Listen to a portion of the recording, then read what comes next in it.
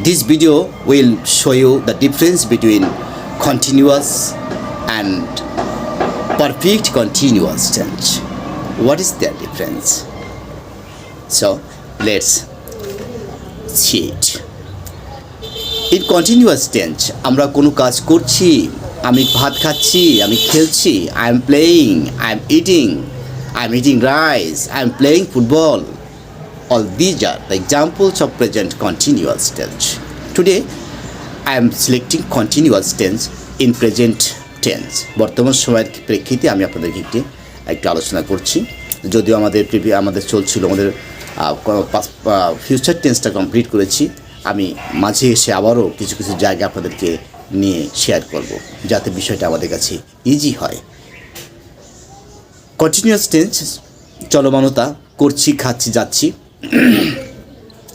তারপরে আমাকে একটু ঢুকতে হবে পারফেক্ট টেন্সে। পারফেক্ট টেন্সে কী আলোচনা ছিল? সেটা ছিল কোনো কাজ কমপ্লিট হয়ে গেছে, মাত্র কমপ্লিট হয়েছে। পারফেক্ট শব্দের শাব্দিক অর্থ হলো কমপ্লিট, পারফেক্ট। তাহলে আমি কাজটি করেছি, I have done the work. আমি ভাত খেয়েছি, আই হ্যাভ ইটেন রাইস। সে বাজারে গিয়েছে, he has gone to market. এবার পারফেক্ট কন্টিনিউয়াস টেন্সে কেন এখানে পারফেক্ট এবং কন্টিনিউয়াসের এমন করে একটা কমপ্লেক্স নেম আসলো সেটা ব্যাপার। পারফেক্ট টেন্সে কোনো কাজ শেষ হয়ে যায়, কমপ্লিট হয়ে যায়, এবং কন্টিনিউয়াস টেন্সে আবার চলমানতা বোঝায়, চলছে। তাহলে কেমন হয়? হ্যাঁ, আমরা দৈনন্দিন জীবনে দেখি যে কাজটা অল্প সময় হয়ে যাওয়ার কথা ছিল কিন্তু লম্বা সময় ধরে করছি। একটা বিরক্তি প্রকাশক একটা অভিব্যক্তি আমরা প্রকাশ করি যে 3 ঘন্টা ধরে সাইকেলটি মেরামত করছি। I have been মেন্ডিং my bicycle for 3 hours. সেক্ষেত্রে সময়ের উল্লেখটা আসে যে আমার আগে হয়ে যাওয়ার কথা ছিল কিন্তু আমাকে লেন্দি করতে হচ্ছে একটা যান্ত্রিক ত্রুটির জন্য, একটা পার্টস মিলছে না সাইকেল মেরামত করতে গিয়ে। সেক্ষেত্রে আমরা এই পারফেক্ট কন্টিনিউয়াস টেন্সের অ্যাপ্লাই করে থাকি। It is according to my thesis.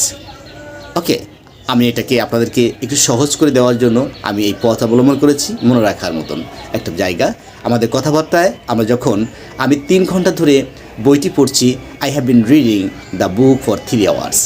আসুন আমরা একটু দেখে নিই। ধরুন রবিন কাজ করছে, সেক্ষেত্রে রবিন ইজ ওয়ার্কিং, এটা কন্টিনিউয়াস টেন্স ছিল। এটা কন্টিনিউয়াস টেন্স। রবিন কাজটি করেছি, রবিন হ্যাজ ওয়ার্কড, রবিন কাজ করিয়াছে, শেষ হয়েছে, complete. It is perfect tense. এবং আগেরটা ছিল, নিশ্চয়ই বুঝতে পারছেন, ইট ইজ কন্টিনিউয়াস টেন্স। এবার পারফেক্ট কন্টিনিউয়াস টেন্সের ক্ষেত্রে আমরা যেটা বলবো সেটা হচ্ছে Robin has bin working for 3 hours.